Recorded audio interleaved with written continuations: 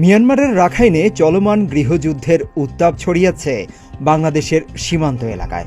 এমন পরিস্থিতিতে বাংলাদেশের নিরাপত্তা সংকট ও প্রতিবেশী রাষ্ট্রে অস্থিতিশীলতার প্রভাব নিয়ে ঢাকায় অনুষ্ঠিত হল বিভিন্ন দেশের বিশ্লেষকদের অংশগ্রহণে আন্তর্জাতিক সংলাপ। শনিবার সকালে কক্সবাজার ইন্টারন্যাশনাল ফোরামের উদ্যোগে Bangladesh centre for Indo Pacific অ্যাফেয়ার্সের সহযোগিতায় রাজধানীর EMK সেন্টারে এ সংলাপ অনুষ্ঠিত হয়। কক্সবাজার ইন্টারন্যাশনাল ফোরামের যুগ্ম আহ্বায়ক মহিবুল মুক্তাদির তানিম মিয়ানমারের চলমান পরিস্থিতির কারণে এর গুরুত্ব তুলে ধরে স্বাগত বক্তব্যের মাধ্যমে অনুষ্ঠানের সূচনা করেন। We have skin in the game too. Our voices should be heard as well as people of Cox's Bazar, especially who live close to the Myanmar border. Without further ado, I would like to pass the floor to Honorable Lieutenant General Dr. Mahfuzur Rahman, retired, former Principal Staff Officer of the Armed Force Divisions.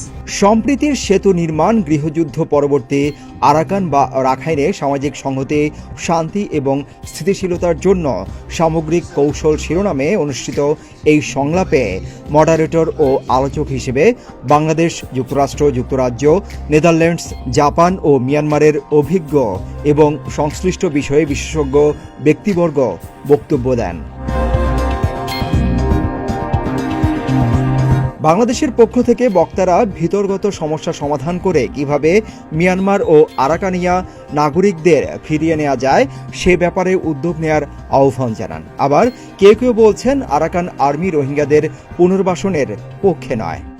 Bangladesh needs to understand that Arakan army is a major player for establishing peaceful neighborhood and economic emancipation for the people on either side of the border, including Rohingya repatriation. Somehow, clandestinely, or obviously, officially not even clandestinely, and something like this has to reach out to Arakan army and talk to them, because Arakan army is not that in favor of Rohingyas going back, unless otherwise they are given certain assurances. শুধুমাত্র রোহিঙ্গা নয়, অন্য সকল নিপীড়িত জাতিগোষ্ঠী যারা অন্য দেশে রয়েছে তাদেরও ফেরত আনতে চাই।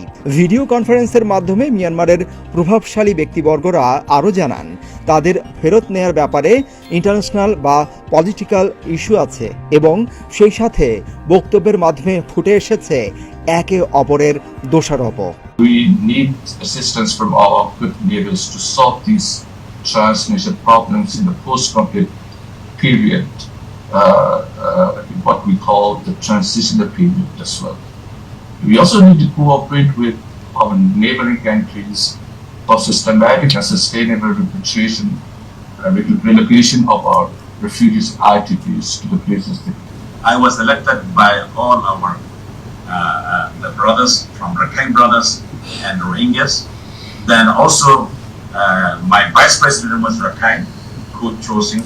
He's now a victim of fire, now he's leaving. The main stakeholder is Dr. Imam and his collaborator. He has a lot of bad people who are following them. He misused them.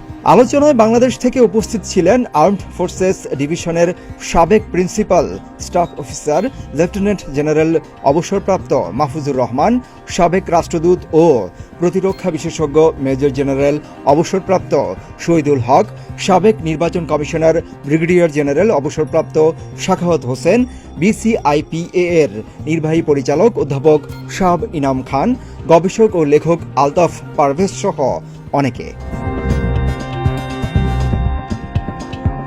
Myanmar থেকে national unity government NUG-র federal union বিষয়ক মন্ত্রী লিয়াংমং শাখং, মানবাধিকার বিষয়ক উপমন্ত্রী অং কে ম, পররাষ্ট্র বিষয়ক উপমন্ত্রী মুজৌ উ, NUG president কার্যালয়ের মুখপাত্র জো কে, সাবেক সংসদ সদস্য ইউসুয়ে মং, আরাকান রোহিঙ্গা ন্যাশনাল অ্যালায়েন্স এর চেয়ারম্যান নুরুল ইসলাম প্রমুখ বক্তব্য রাখেন।